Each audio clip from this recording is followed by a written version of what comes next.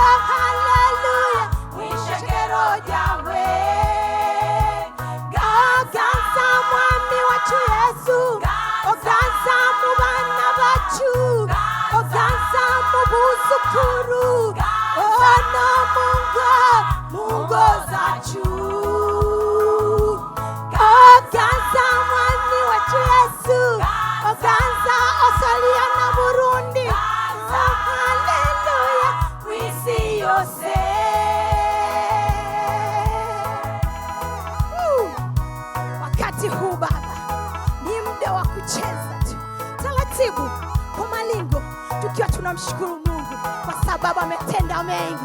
Miaka 10 si mchezo. Haleluya.